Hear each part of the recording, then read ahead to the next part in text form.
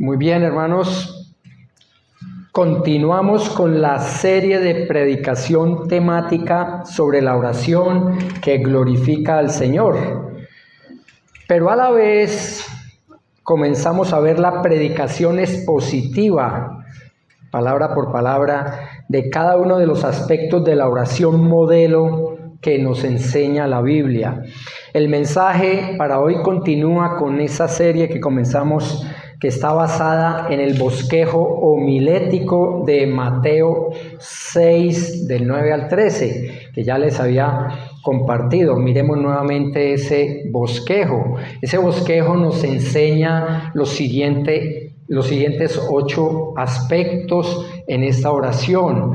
La prioridad, su adoración; el propósito, su glorificación; la participación, su gran comisión; la petición, su soberanía; la provisión, su dependencia; el perdón, su reconciliación; la protección, su victoria; y finalmente la postración, su alabanza. Recuerden que yo les expliqué que aquí tenemos 2 puntos de vista en los que lo que está en negro, ahí resaltado con amarillo, es nuestra participación o nuestra perspectiva, nuestro punto de vista, mientras que lo que está en azul es la finalidad de cada uno de esos aspectos, o lo que busca el Señor enseñándonos cada uno de estos aspectos dentro de ese Padre Nuestro. Y es para su honra y gloria y alabanza, o sea, es el punto de vista de Dios. La semana antepasada vimos que lo primero que nos enseña el Señor en nuestra oración modelo es su adoración. Esa es la prioridad, su adoración. Por eso dice: Padre nuestro que estás en los cielos.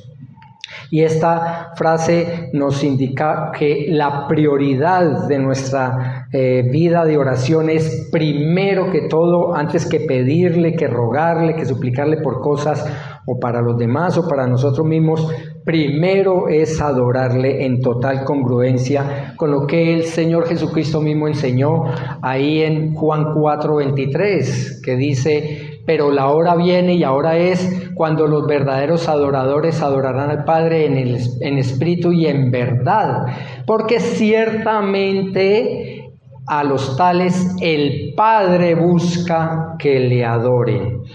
Así que por eso la oración modelo comienza con la adoración a Dios a través de invocar ese título de Padre, el atributo divino más descriptivo de intimidad y de amor de la primera persona de la Trinidad, ya que Dios Padre ha sido, es y será siempre el Padre de nuestro amadísimo Señor Salvador Jesucristo, Dios Hijo.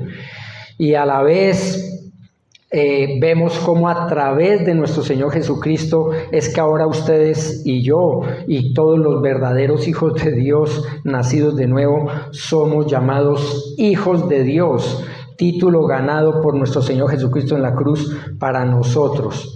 Hoy vamos a estudiar el segundo ítem de ese bosquejo homilético y vamos a ver lo segundo que enseña nuestro Señor Jesucristo a sus discípulos en esta oración. Pero antes vamos a leer una vez más el pasaje base de esta predicación en esta serie expositiva de Mateo 6, 9 al 13. Les ruego por favor nos colocamos de pie en respeto y reverencia a la palabra y una vez más vamos a tener la lectura antifonal. Mateo 6, 9 al 13, que dice: vosotros pues orad de esta manera: Padre nuestro que estás en los cielos, santificado sea tu nombre. Venga tu reino, hágase tu voluntad así en la tierra como en el cielo. Danos hoy el pan nuestro de cada día y perdona nuestras deudas como también nosotros hemos perdonado a nuestros deudores. Y no nos metas en tentación, mas líbranos del mal, porque tuyo es el reino y el poder y la gloria para siempre jamás. Amén. Señor Dios Todopoderoso, gracias porque tú eres un Padre perfecto y no podemos más que decirte gracias, Padre, Abba Padre. Te doy gracias por la bondad que nos das de tener una familia en Cristo, la cual tenemos al mejor Padre del mundo, al mejor Padre del universo, al mejor Padre de toda la historia y de toda la existencia, que eres tú, y has dado la bendición y el privilegio de llamar a pecadores, a perdidos como nosotros, a una salvación en Cristo, y por la fe nos has dado una adopción para poder llamarte Padre nuestro. Muchas gracias por esa bondad y esa misericordia. Te honramos esta mañana a través de este mensaje, porque lo pedimos en el nombre de Cristo, dándote gracias. Amén. ¿Pueden tomar asiento?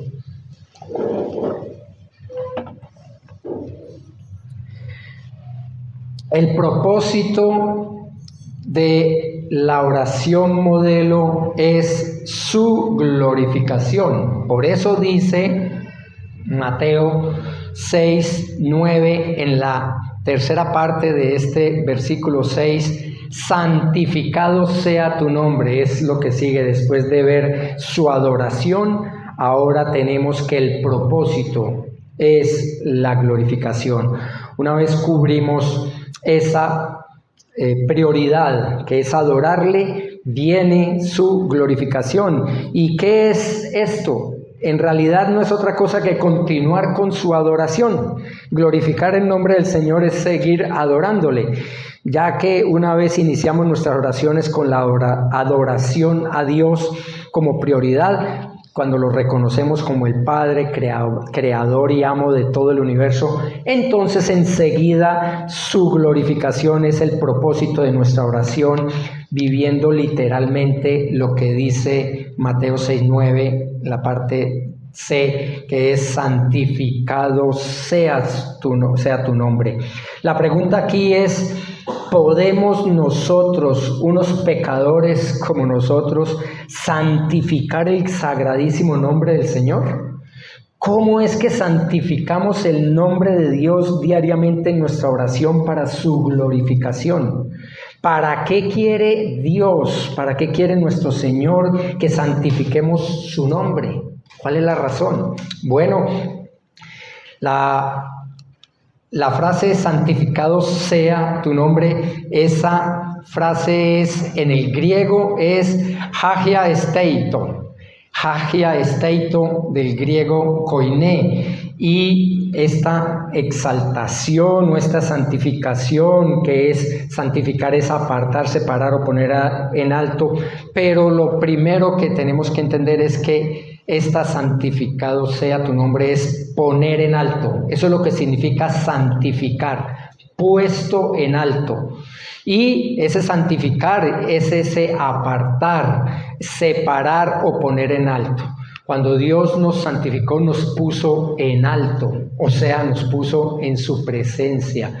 Nada más alto que la presencia del Señor. Y por eso Jesús enseñó a sus discípulos a poner en alto el nombre de Dios, el nombre de su Padre y el nombre del Dios Trino. Por eso santificar es todo esto, apartar, separar o poner en alto, con un propósito definido, y en este caso Dios quiere que confesemos continuamente su nombre, sus títulos que ya les he explicado continuamente, porque esto es algo que debemos entender. No hay un lugar más alto en toda la existencia, en toda la creación, en todo el universo, más alto posible que su presencia, que su trono divino.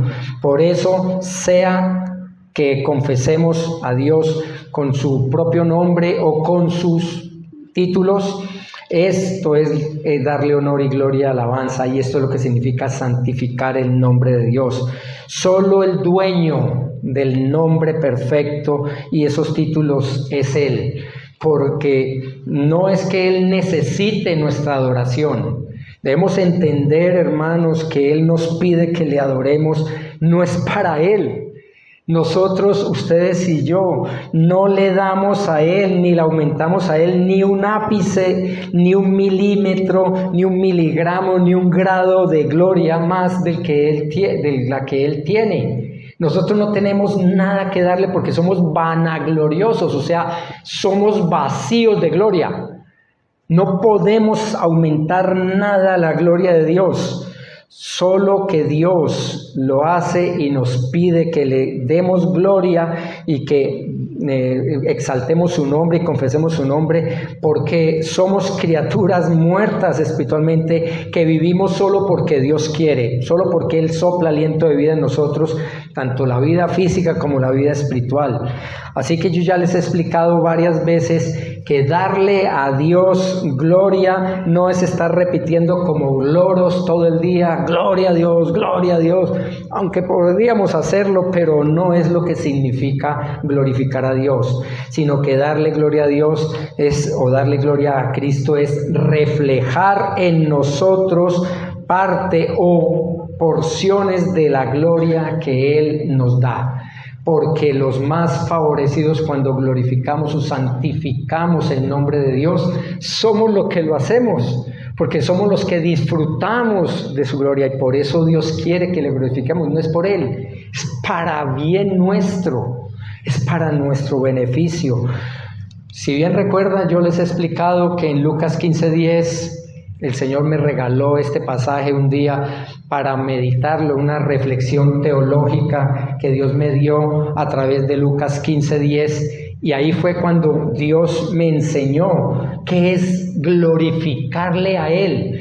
Dice Lucas 15:10, de la misma manera os digo que hay gozo en la presencia de los ángeles de Dios por un pecador que se arrepiente. Y yo ya les he preguntado varias veces que quién es el que se goza, porque nos habían enseñado falsamente que había fiesta en los cielos y que los ángeles saltaban de dicha porque un pecador se arrepiente y todo eso, ¿cierto?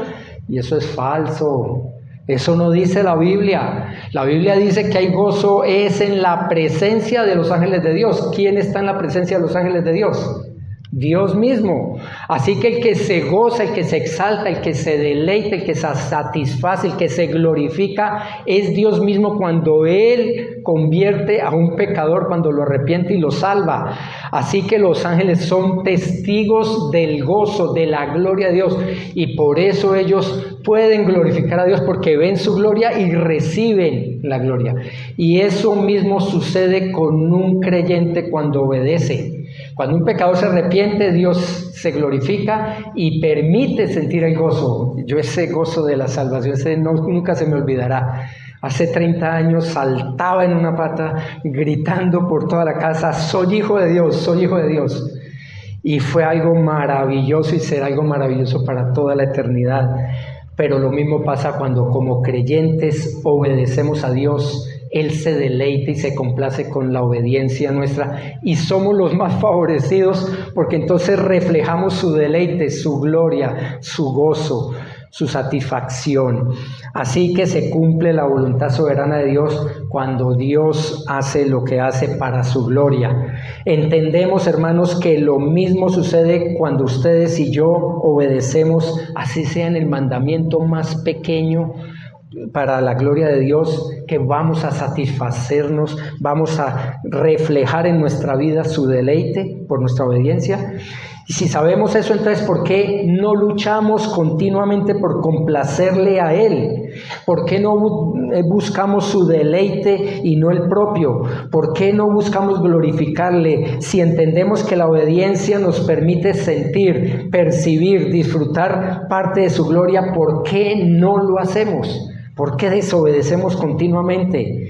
Ahora, si entendemos claramente que glorificar a Dios bíblicamente es reflejar en nosotros su parte de su gloria, porque si reflejáramos toda su gloria estaríamos achicharrados. Ni siquiera los querubines y los seres angelicales pueden ver directamente la gloria de Dios. No lo pueden porque se queman. Es tan brillante, por eso es el invisible, ¿recuerdan? Invisible no es que sea transparente y que no se ve, no. Invisible es que no se puede ver del brillo tan infinito, tan glorioso que quema. Él es fuego consumidor y por eso su gloria, Él nos deja percibir la porción exacta para no matarnos. Porque si llegamos a recibir toda su gloria, quedamos fulminados. Y por eso Dios permite que disfrutemos las porciones que Él permite en nuestras vidas cuando le obedecemos y le mostramos reverencia y sumisión.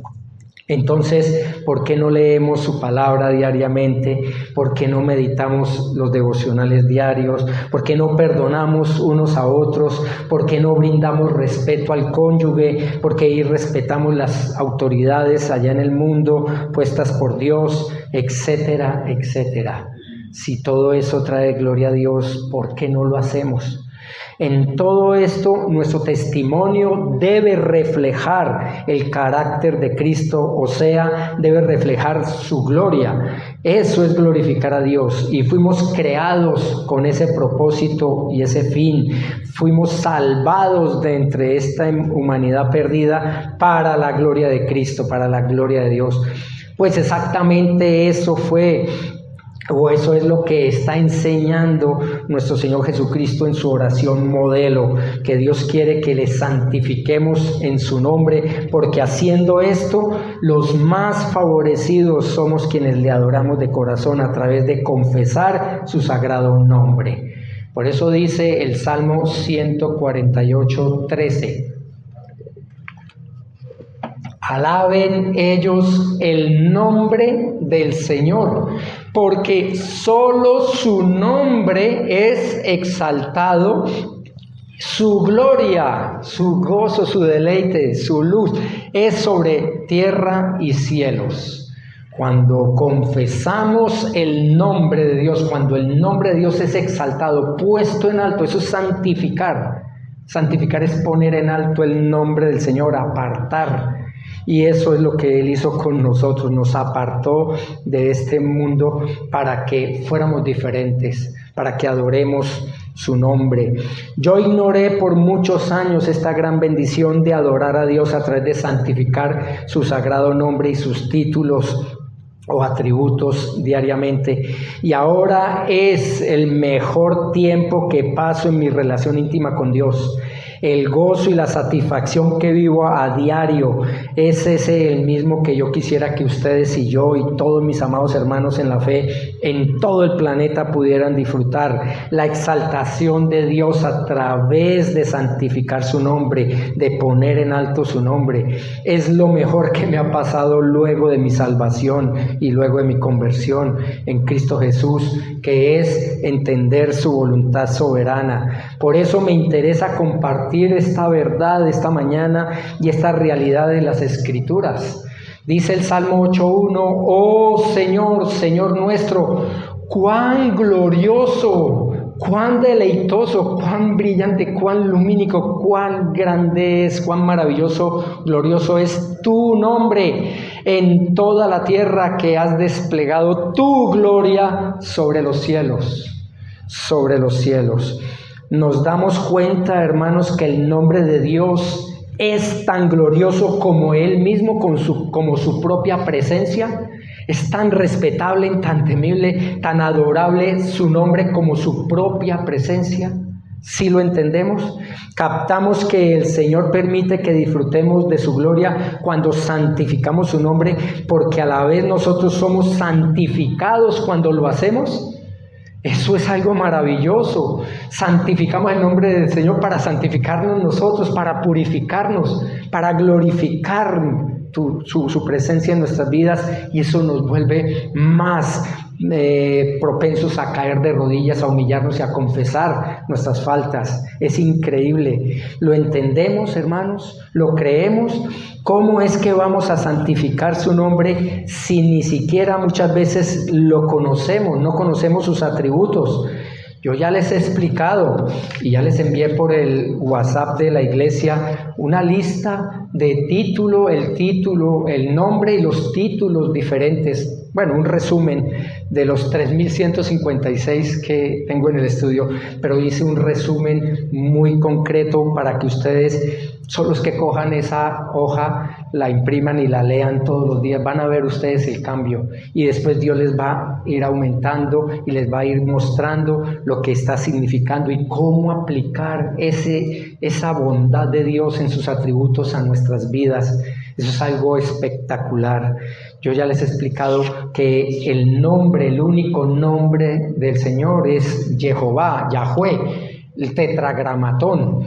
Dice Isaías 42:8, yo soy el Señor. Eso es lo que se traduce como Jehová, Yahweh o Jehová. Ese tetragramatón, Jehová. Ese es mi nombre, el yo soy, el gran yo soy. Mi gloria a otro no daré, ni mi alabanza a imágenes talladas. Es ridículo que nosotros otorguemos alabanza, honor y gloria a algo que no sea Dios.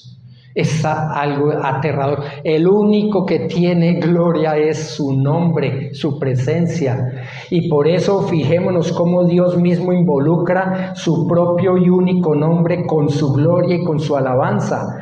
El hecho de confesar el nombre de Dios es reconocerle a Él por nombre propio, porque es su propia revelación, es la forma como Dios nos comunica quién es Él y nos comunica su esencia pura a través de esos atributos, a través de esos títulos, nos comunica su naturaleza perfecta, su carácter santo. Es la única forma de conocer verdaderamente al Dios verdadero, y de ahí la importancia de su nombre y de sus títulos que figuran a través de las Escrituras.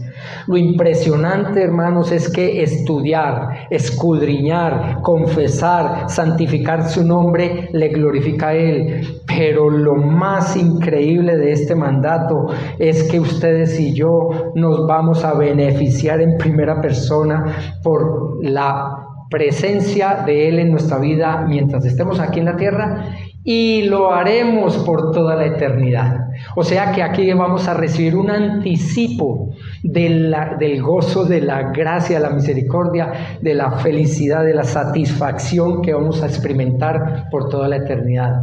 La diferencia es que por ahora tenemos cuerpos carnales, humanos, vendidos al pecado, donde va a luchar esta carne contra el espíritu. Pero en la eternidad, cuerpos glorificados, sin peligro, sin ataques, sin tropiezos, sin rabias, sin orgullo que no nos hace caer y tropezar.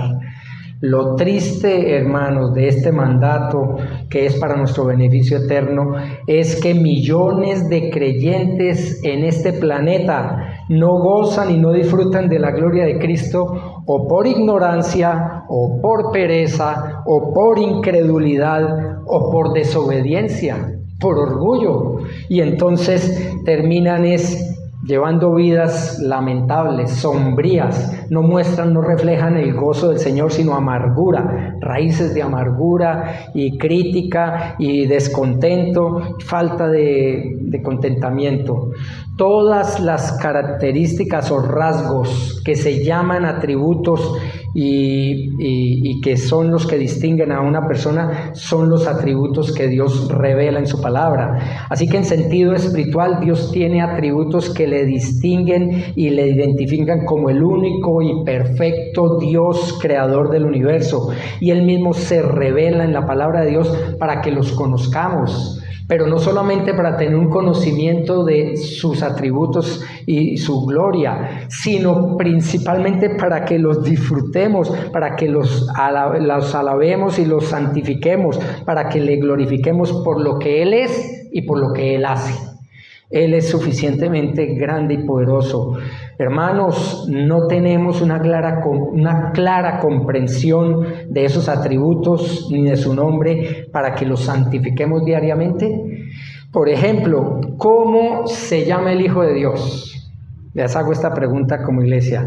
¿Cómo se llama el Hijo de Dios? ¿Qué dicen ustedes? Bueno, los que dicen, bueno, Él es Jesucristo, ¿cierto? La gran mayoría me dicen, sí, Él es Jesucristo. El nombre de Dios Hijo es Jesucristo, y eso es una equivocación. Eso es equivocado, porque ese no es realmente su nombre. El nombre de Jesús es Jesús Bar José, el hijo de José, o Jesús de Nazaret. Lo que pasa es que Cristo, ahí está Cristo en el griego original, Cristo, que significa Mesías o ungido, ese es el título. Entonces muchas veces decimos que el Señor, Él se llama, el Hijo de Dios se llama Jesucristo, pero no, Él se llama Jesús Bar José o Jesús de Nazaret. Pero su título es el Cristo, el ungido de Dios. Y por eso muchas veces nos equivocamos. Es como decir que el nombre del presidente del Salvador hoy en día es el presidente Nayib Bukele. Bueno, no ese es el nombre del presidente de El Salvador, porque presidente es el título, el nombre es Nayib Bukele. O sea, ¿cómo se llama el presidente? Nayib Bukele. Pero muchas veces decimos, no, presidente Nayib Bukele, y le añadimos el título. Es algo así, algo parecido. Pues lo mismo pasa con el Señor Jesucristo. El título que más se utiliza es el Cristo, el ungido. Es el título que con más frecuencia numérica que cualquier otro título se ve en las Escrituras. Debido a su uso tan frecuente y en conexión con Jesús, es que entonces hemos llegado a pensar que Él tiene ese segundo nombre, Jesús Cristo. No, Cristo es el título. Por eso a veces la Biblia invierte el orden y habla de Cristo Jesús, para evitar esa mala interpretación.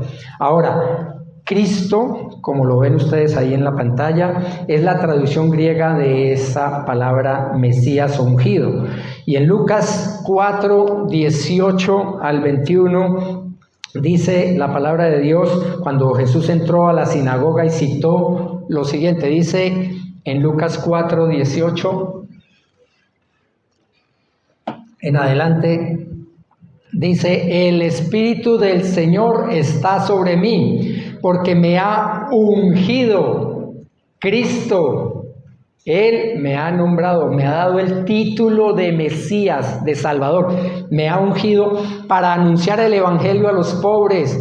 Me ha enviado para proclamar libertad a los cautivos y la recuperación de la vista a los ciegos, para poner en libertad a los oprimidos, para proclamar el año favorable del Señor. Todas esas palabras en mayúscula está citando nuestro Señor, está citando un pasaje del Antiguo Testamento que es Isaías 61:1. El Espíritu del Señor está sobre mí porque me ha ungido, me ha hecho Mesías para anunciar el Evangelio de los pobres, etcétera, etcétera. Y después dice, cerrando el libro, lo devolvió a los asistentes y se sentó, y los ojos de todos en la sinagoga estaban fijos en él, y comenzó a decirles, hoy se ha cumplido esta escritura que habéis oído. Él se declaró como el Mesías, como el ungido, como el Cristo que estaban esperando por muchos siglos de siglos. Y Jesucristo se identificó con el contenido de Isaías que profetizó sobre ese Mesías venidero, quien vendría a liberar a su pueblo Israel. Para que Cristo fuera el Mesías, Él debía cumplir muchos aspectos de ese Mesías. Él debía ser el buen pastor, Él debía ser el Cordero de Dios, el siervo sufriente, etcétera, etcétera. Todos esos rasgos y características que se predicen tanto en Isaías como en todo el Antiguo Testamento del Mesías futuro, en Cristo se cumplieron. Por eso Él cumplió toda la ley, todo el Antiguo Testamento profetizado se cumplió en la persona maravillosa de nuestro Señor Jesucristo. Comprendemos, hermanos, la extraordinaria inspiración divina de la Biblia al ver cómo todas esas diferentes líneas de expectativa mesiánica convergen y se cumplen en una sola persona en forma tan dramática como es nuestro Señor Jesucristo. Entendemos que eso es lo que Jesús es. Él es el león de Judá, ese es el nuevo rey de Israel, pero también es el cordero inmolado que fue inmolado desde la fundación del mundo. Entendemos que solo en Cristo se cumplen absolutamente todas las escrituras. Agradecemos que en Cristo podemos cumplir cabalmente toda la ley, porque Él la cumplió por y en nosotros, para nosotros. Y entonces, ¿por qué desobedecemos si ya tenemos el privilegio de poder obedecer la palabra de Dios y contar con todo el poder de su Espíritu Santo en nuestras vidas para hacerlo, para obedecerle? Hermanos, estamos desperdiciando el privilegio de adorar al Padre Eterno, glorificándole a través de poner en alto, de exaltar su nombre, de confesar su nombre delante de su trono de gracia para acumular gloria para el día de la gloria. Eso es lo que vamos a presentar el día de nuestro juicio, la gloria que hemos llevado al Señor. ¿No entendemos que esto sí es verdaderamente una pérdida lamentable? Cuando dejamos de adorar al Señor, de confesar su nombre, estamos perdiendo gloria para ese día, y esa pérdida será eterna porque no vamos a recibir esas coronas que tenemos la oportunidad de ganar para el Señor. Ahora, el segundo título más frecuente de el Señor Jesucristo, utilizado en el Nuevo Testamento, es este título de gran importancia que es Señor. Jesús ho Kyrios. Jesús es Señor. Eso es lo que traduce esa expresión griega. Y de hecho, este título es tan importante, hermanos, que se dice que el credo más antiguo de la comunidad cristiana en la iglesia del primer siglo, o sea, la primera confesión de fe, la primera expresión de confesión de fe era esta: Jesús Kyrios, ho Kyrios, Jesús ho Kyrios. Jesús es el Señor, y esa fue una simple confesión de fe, y una de las razones históricas de ello fue que en el momento en que la comunidad cristiana, los salvos de ese momento, abrazaron a Jesús como Señor, tuvieron dificultades con las autoridades romanas. ¿Por qué? Porque eso le daba el honor y la gloria a Jesús y no al emperador, no al César. Por eso el Imperio Romano exigía a los ciudadanos recitar públicamente Caesar ho Kyrios, César, el emperador es Señor, o sea, el emperador es Dios. Esa era una confesión que obligaba al Imperio Romano a todos sus súbditos, a todos sus esclavos. Y entonces esto se convirtió en una guerra de confesión. Confesar que César era el Señor. Ahora, los primeros cristianos comprometidos verdaderamente con el mandato de Dios, con el mandato de Jesucristo, cuando le dijo que fueran obedientes a los magistrados civiles, que oraran por el rey, que honraran la autoridad, que pagaran los impuestos, que obedecieran las leyes del Estado y todo eso lo demás. Todo eso lo cumplieron excepto esta confesión. Por lo único que no pudieron hacer fue atribuir al César romano el honor y la majestad que traía el término Señor. El término Señor o Dios. Por eso Romanos 9:10, un pasaje muy famoso que mucha gente ha torcido de una forma increíble, pensando que cuando la gente hace esta profesión de fe, esta confesión de fe, ya es salvo.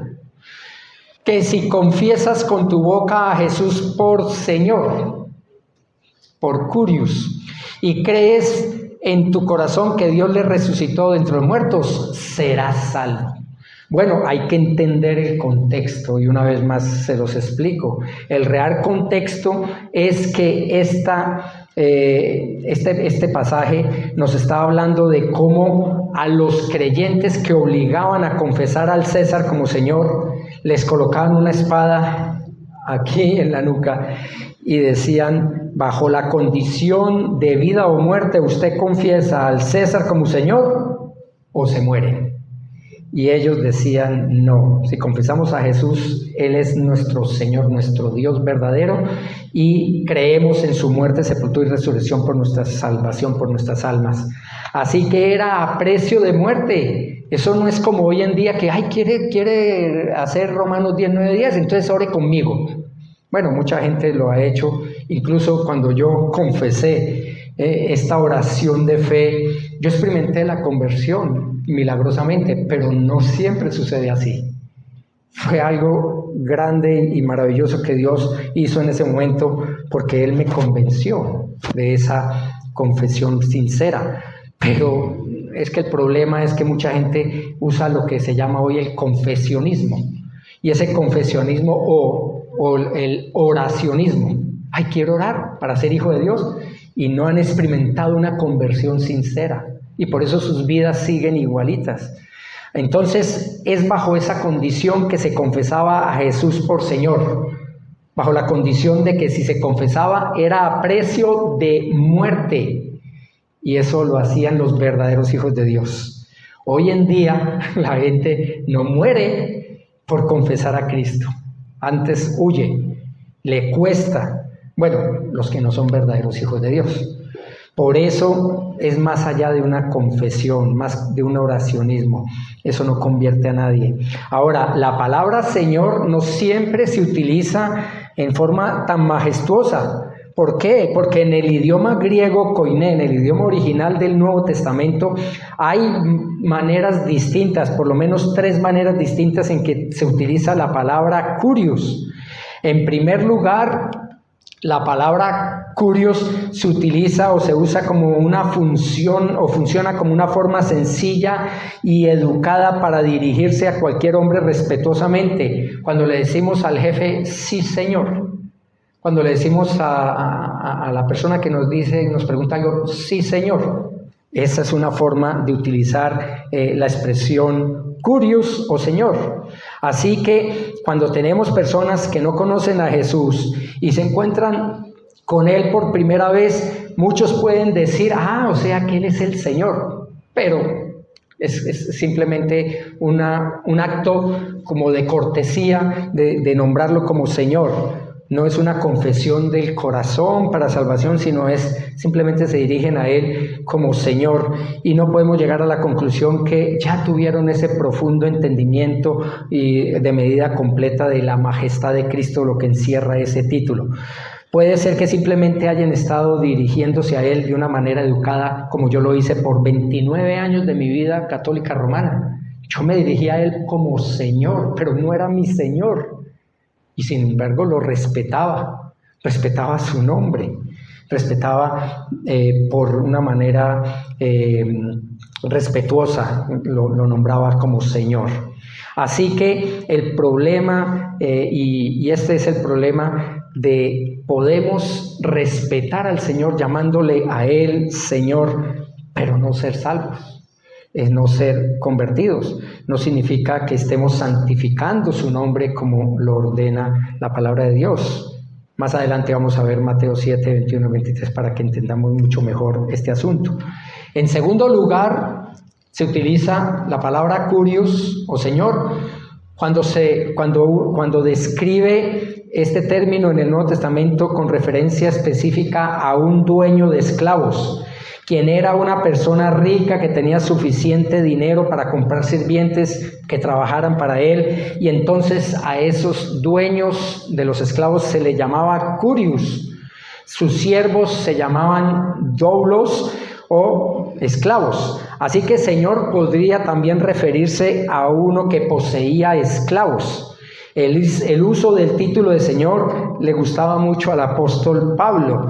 Él lo utilizó en 1 Corintios 7:22, porque el que fue llamado por el Señor siendo esclavo, siendo doulos, sirviente humano, liberto es del Señor, liberado es del Señor, libre es del Señor, de la misma manera que fue llamado siendo libre, esclavo es de Cristo. Para eso nos llamó el Señor Jesucristo, para salir de la esclavitud del pecado, de la esclavitud del mundo, a ser esclavos de Cristo, no libres a hacer lo que nos dé la gana, que mucha gente se equivoca. Ya soy libre del pecado, libre de la condenación, ya soy libre de hacer lo que quiera. No, esclavos del Señor quiere decir que somos sirvientes al servicio de nuestro Señor. Por eso Pablo utilizó tanto este término, porque en la frecuencia, con frecuencia él se describía como siervo o doulos del Señor Jesucristo. Entendemos que ustedes y yo, todos nosotros, ya no somos de nosotros mismos, que hemos sido comprados por precio. Él ya pagó. Somos esclavos de nuestro orgullo todavía, hermanos. Somos o describimos a los demás, ante los demás nos describimos como esclavos de Cristo. Nos anunciamos como siervos del Señor. Estando supuestamente en Cristo, todavía vivimos como esclavos de nuestro trabajo, como esclavos de nuestros ídolos, como esclavos de la tecnología, de nuestro pecado, de nuestro orgullo, esclavos del mundo, esclavos del que dirán. Todavía siendo libres en Cristo, estamos esclavos de esas cosas que no glorifican a Dios. Somos esclavos de lo que no nos permite santificar genuinamente el nombre de Cristo. 1 Corintios 7:23 dice: comprados fuisteis por precio, no os hagáis esclavos de los hombres. Y nosotros en la raza humana somos esclavos a veces de nosotros mismos. Entendemos que cuando santificamos el nombre de Dios Hijo, confesamos que Jesús es el Señor como nuestra prioridad para su glorificación, y en esto estamos declarando que Cristo es nuestro dueño, amo, poseedor nuestro, que Él nos ha comprado con su expiación y por tanto su posesión, somos su posesión en un privilegio que tenemos de llamarlo Señor, Curios. ¿Es Jesús nuestro amo y Señor verdaderamente? Y si es, entonces, ¿por qué nos portamos como esclavos del mundo, o esclavos de la carne, o esclavos del enemigo, del pecado? Y en tercer lugar, el término curios tiene el uso imperial para dar culto al emperador como Dios suyo. Ese es la tercera forma como se emplea este título. El uso más alto del término Señor en el Nuevo Testamento es este uso imperial de Señor. Por supuesto, esto fue lo que usó César para atribuirse a sí mismo la gloria de Dios. Lo que causó y ha causado millones de cristianos en toda la historia, su persecución, su dolor y su muerte por declarar a Jesús como Señor y no al César, no al mundo como el Dios de ellos. Y en este sentido, el Nuevo Testamento nos da una declaración escondida que dice que nadie puede llamar al Señor, a Jesús como Señor, excepto por el Espíritu Santo. Dice, 1 Corintios 12:3. Por tanto os hago saber que nadie hablando por el Espíritu de Dios dice Jesús es anatema, maldito. Y nadie puede decir Jesús es el Señor, el Curios, excepto por el Espíritu Santo. Por eso, hermanos, mucha gente confiesa a Jesús como Señor sin ser a través del Espíritu Santo, y eso no vale nada. Esas son palabras que lleva el viento. Yo tengo a Jesús como mi Señor, pero hago lo que se me da la gana. Pero peco como quiera. Pero no obedezco su voluntad, etc. Por eso, hermanos, esto significa que no es posible llamar genuinamente a Jesús Señor en todo sentido, por respeto reverente, por ser nuestro dueño y amo y Señor, y por ser el Dios todopoderoso Salvador. Es imposible que nosotros hagamos eso. Es imposible que nosotros hagamos eso si no es por el Espíritu Santo de Dios. Por eso lo primero que necesitamos es vida espiritual. Estábamos muertos en nuestros delitos y pecados. Yo pensaba cuando me enseñaron mal en el dispensacionalismo y en el arminianismo, yo le abro la puerta del corazón al Señor porque Él está tocando ahí a ver si quiere, si le dejamos entrar. ¡Qué horror! Lo primero que hizo Dios en mi conversión fue darme vida.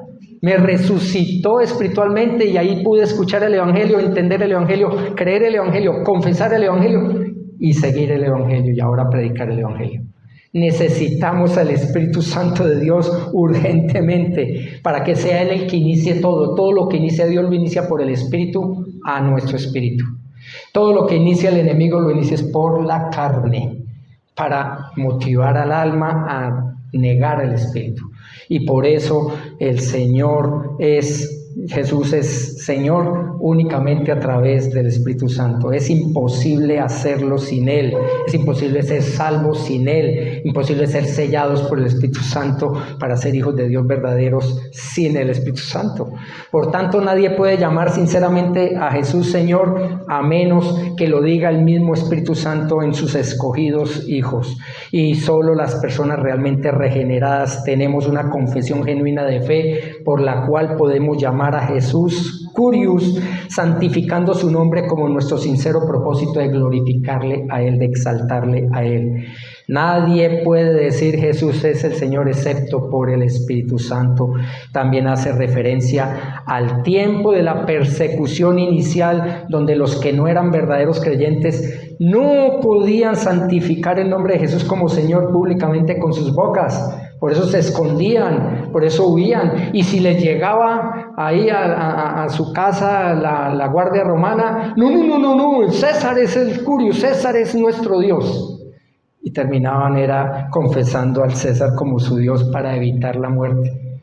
Pero los verdaderos hijos de Dios decían, no importa, estamos listos para partir a su presencia, porque ellos tenían el Espíritu Santo de Dios que les daba el poder de confesarlo como el Señor.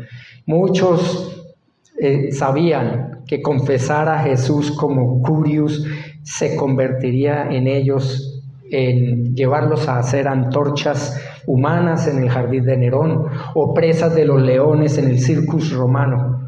La cobardía a la muerte no les permitía confesar a Jesús como único Señor a los que no eran salvos, mientras los genuinos creyentes tenían el valor y el poder del Espíritu Santo para santificar este título al precio mismo de sus vidas.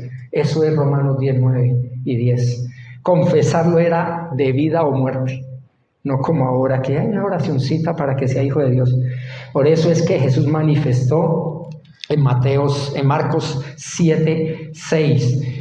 Y Él les dijo, bien profetizó Isaías de vosotros, hipócritas, como está escrito, este pueblo con los labios me honra. O sea, santifican mi nombre con su boca, fíjense. Pero su corazón está muy lejos de mí. Es fácil con la boca clamar y decir que Jesús es Señor, pero su corazón está lejos. El Señor es otra cosa, algo de este mundo, otra persona, un vicio, un pecado favorito, un objeto, el dinero, el trabajo, la profesión, lo que sea, menos Dios. Y por eso siguen en esclavitud. Santifican o confiesan su nombre, pero no santifican el nombre del Señor de todo corazón. Así que Jesús obviamente entendió que una persona podía abrir la boca y usar la fraseología correcta y llamarlo a Él por título de Señor, incluso en el sentido imperial mismo. Mucha gente lo ha usado con esa exaltación y aún así ni siquiera está redimido. ¿Por qué? Él lo declaró, un pasaje muy famoso que volvemos a traer a colación. Mateo 7, 21 al 23. No todo el que me dice Curious, Curious, Señor, Señor, título imperial de una sumisión al Rey, al Dios verdadero, entrará. No todo el que me dice Señor, Señor entrará en el reino de los cielos, sino el que hace la voluntad de mi Padre que está en los cielos. Muchos me dirán en aquel día, el día del juicio, Señor, Señor, en tu nombre no profetizamos en tu nombre, y en tu nombre echamos fuera demonios, y en tu nombre hicimos muchos milagros. Y entonces les declararé, jamás os conocí, apartados de mí, los que practicáis la iniquidad. ¿Cómo es posible que ellos, confesando a Jesús como Señor, estén yendo o fueron a un infierno, a un lugar de tormento mientras llega el infierno eterno? Bueno, entendemos por este pasaje que ni siquiera, hermanos, confesando a Jesús como Señor 2 veces en sentido imperial, ni predicando la profecía, la palabra de Dios, ni experimentar un poder sobrenatural para hacer muchos milagros, ni siquiera así. Y todo ese nombre de Jesús garantiza ser salvo. ¿Sí lo entendemos? ¿Por qué es necesario la convicción del Espíritu Santo? ¿Por qué dependemos del Espíritu Santo, de su elección soberana? Lo que garantiza realmente ser hijos de Dios es la acción soberana de Cristo en la conversión de sus escogidos para producir evidencias escriturales de una salvación auténtica, producto de un genuino arrepentimiento a través de la fe en Cristo Jesús, hecho por el Espíritu Santo. Así que la salvación, ¿cómo puedo yo saber que una persona verdaderamente tiene a Jesús como Señor, como su Dios eterno? Pues bueno, porque dice que el que hace la voluntad de mi Padre que está en los cielos. Ahí está la muestra, la evidencia, ese hombre fue transformado. Pero si sigue igual, si sigue jugando con el pecado, con una liviandad, falta de respeto, falta de reverencia, falta de honor, no santifica el nombre de Cristo, entonces esa persona no ha sido convertida. Dios se revela en la creación, en la plenitud de la revelación de Dios es Jesucristo mismo, y por eso tanto Dios Padre como Dios Hijo son Señor. Dios Trino tiene muchos títulos en el Antiguo Testamento, y como ya vimos, el nombre del Señor es Jehová, Yahweh, o Dios será quien es. Ese es el nombre sagrado del Señor, Yahweh, yo soy, Dios será quien es. Eso es lo que traduce ese tetragramatón. Pero para los judíos ese nombre era inefable, o sea, era impronunciable, indecible. No va y les cayera el juicio de Dios por estar en pecado y confesarlo, entonces venía el juicio de Dios. Y por eso se idearon el tetragramatón, para evitar ser castigados si estaban por ahí en pecado. Bueno, este mismo Señor que habla la palabra de Dios en hebreo es Adonai, en griego es Kurios, y significa Señor soberano, Señor soberano.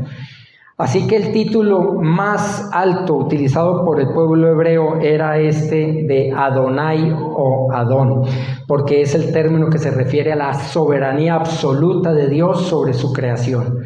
Sin embargo, en el Nuevo Testamento, ahí en Filipenses, encontramos algo que se llama el himno kenótico, la kenosis de Cristo.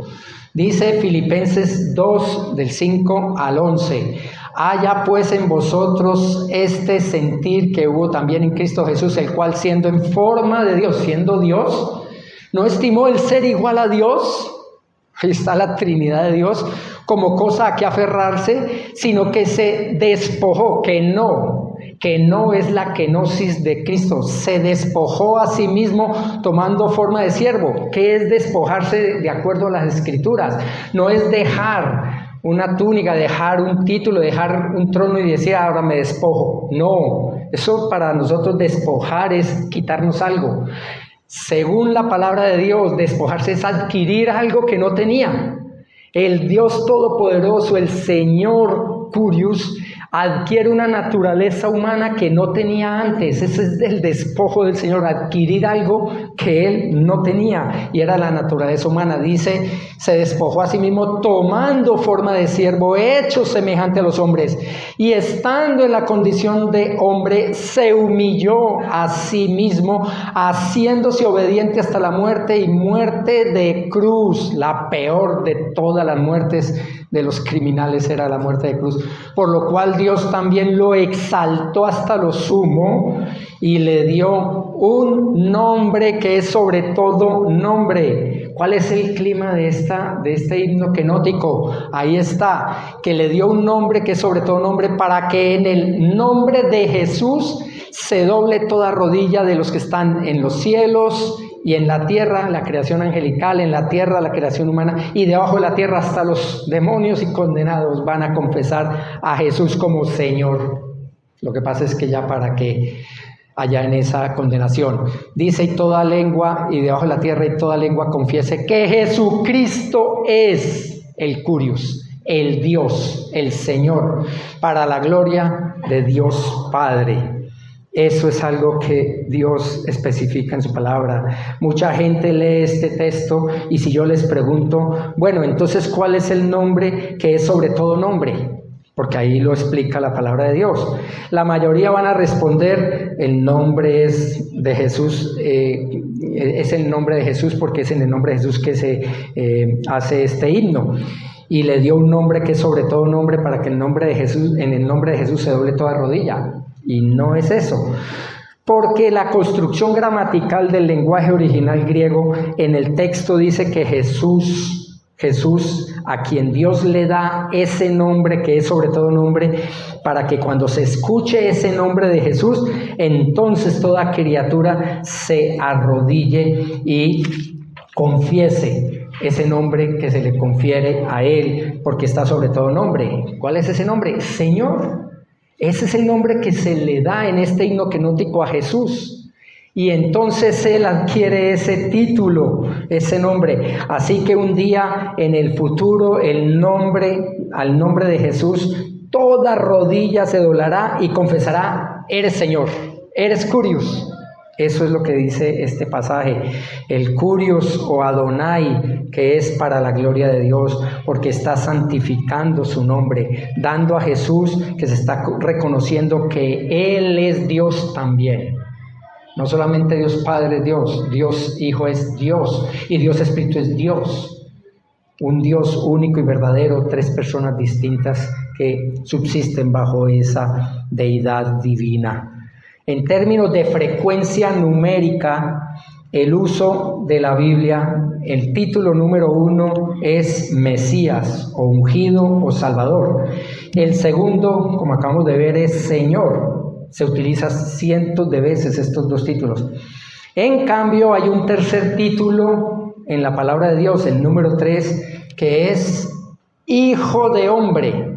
Hijo de hombre, que se usa tan solamente 83 veces en las Escrituras, en el Nuevo Testamento, pero lo inusual y lo fascinante es que aunque ocupa el tercer lugar en la frecuencia de usos de títulos para describir a Jesús en el Nuevo Testamento, entre todos por muchos es el título número 1 que Jesús usó para sí mismo. De 83 menciones en la Biblia, 80 veces la utilizó el mismo Señor en primera persona, como el Hijo del Hombre o el Hijo de Hombre. Él lo utilizó para sí mismo. Entre todos este título y lo significativo del Hijo de Hombre, Huion tu antropon. Huio tu antropon es en el griego, koiné. Ese título, Huion tou antropon, significa muchísimo. ¿Por qué? Para muchos creyentes esto lo ven como una expresión genuina de humildad. ¿Por qué? Porque Dios, Jesucristo, lo usó personalmente como por encima de Mesías, Cristo y Señor Curios, usó este Hijo de Hombre. Pero no fue porque fuera una genuina humildad, o sea, sí es una genuina humildad que lo usara más que los otros títulos. Lo que pasa es que Hijo de Hombre tiene un significado extraordinario. No es así porque en el Antiguo Testamento, Daniel 7, hallamos en Daniel 7 una visión una escena que Dios aparece en el trono como el anciano de días y recibe en su presencia a aquel que viene a él en las nubes de gloria, quien es llamado también Hijo de Hombre, el mismo título, Huion tu antropon, quien tiene toda autoridad de juzgar al mundo. Dice Daniel 7, 13 y 14. Fíjense bien, seguí mirando en las visiones nocturnas y aquí en las nubes del cielo venía uno como un Hijo de Hombre. Está viendo al Señor Jesucristo, que se dirigió al anciano de días, a Dios Padre, y fue presentado ante él, y le fue dado dominio, gloria y reino para que todos los pueblos, naciones y lenguas le sirvieran, porque él es Señor. Su dominio es dominio eterno que nunca pasará y su reino uno que no será destruido. Hijo de hombre significa gobernante divino y humano. Eso es lo que significa ese título. O Dios hombre. Esto deja sin argumentos a todas esas sectas, a todas esas herejías, a todos esos que niegan a Jesucristo como Dios, o a los Jesús solos, o niegan la Trinidad de Dios. Todo eso lo niega porque el solo título demuestra que Él es el gobernante divino y humano. Este título narra las dos naturalezas de Jesucristo, algo inentendible, algo incomprensible para nuestra limitada mente humana, pero es lo que revela la palabra de Dios. En realidad, el uso de este título en el Nuevo Testamento describe a la persona celestial que desciende a la tierra y representa nada menos que la plena autoridad de Dios, pero ahora en presencia humana. Impresionante. Y viene a traer todo el juicio de Dios al mundo porque Él es el juez que está encarnando la justicia divina y que será derramada sobre este mundo ese día, el día del Señor, aquel día, en el día en que vendrá ese juicio final. Y cada vez que encontramos en la Biblia este título, detengamos y veamos su contexto y empecemos a ver lo majestuoso y lo exaltado que es la presentación de Jesús como el Hijo del Hombre. Todo título que se le da a Jesús en el Nuevo Testamento tiene un gran significado.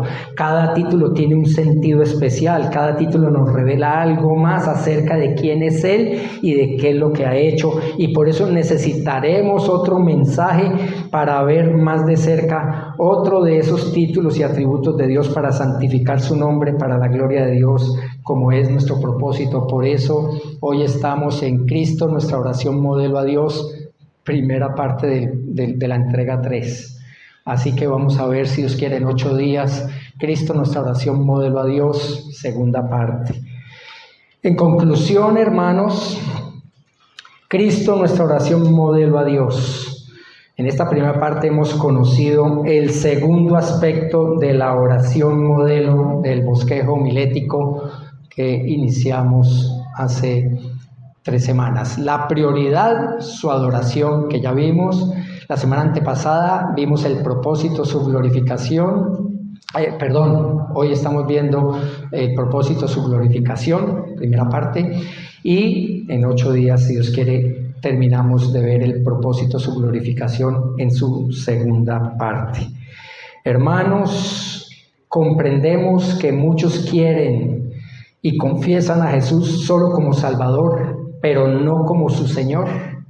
Eso es bien diferente. Entendemos que todos estos seres religiosos que aún llenan iglesias enteras, estadios de emociones y milagros y todo, ni siquiera lo conocen como el Señor de sus vidas, de sus almas. Dice 2 Corintios 13:5, poneos a prueba para ver si estáis en la fe, examinaos a vosotros mismos. ¿O no os reconocéis a vosotros mismos de que Jesucristo está en vosotros, a menos que de que en verdad no paséis la prueba? ¿Será que somos uno de estos seres que pretendemos adorar a Dios, pero no de corazón? Podemos decir con toda seguridad que manifestamos los frutos bíblicos dignos de arrepentimiento por haber experimentado una transformación que trae una verdadera conversión. Entendemos que Dios nos ha dado la boca como instrumento para alabarle y para que hablemos la verdad y para que santifiquemos principalmente su nombre, pero en vez de glorificarle con nuestros labios, decimos mentiras, vulgaridades, palabras ásperas, ofensas, chismes, todas esas cosas que pueden dañar a otros y hasta a veces blasfemias contra Dios mismo. Nos ponemos, hermanos, a prueba continuamente para ver si de verdad estamos en la fe, que solo es posible cuando santificamos el nombre del Señor para su gloria, honra y alabanza a través del poder del Espíritu Santo. Hay varias, hay muchas, y un día vamos a estudiar aquí, si Dios quiere, las evidencias bíblicas de salvación auténtica para no dejar duda. Vamos a orar por tiempo. Señor Dios Todopoderoso, gracias por tu palabra, por tu oración modelo. Te pedimos de todo corazón que bendigas esta palabra y que lleves a cabo tu voluntad para que no solamente tengamos la oportunidad de glorificar tu nombre, sino también de exaltarte continuamente en nuestras vidas. Solamente tú puedes hacer ese milagro, llevar una conversión genuina a todos y cada uno de tus escogidos hijos, para que confesemos continuamente tu nombre. Por eso te doy gracias. Te pido que bendigas este mensaje en el corazón de cada uno de los escuchas, sea aquí presencial o sea virtualmente más adelante, porque lo pido y lo suplico de todo corazón en los méritos de Cristo, dándote gracias. Amén.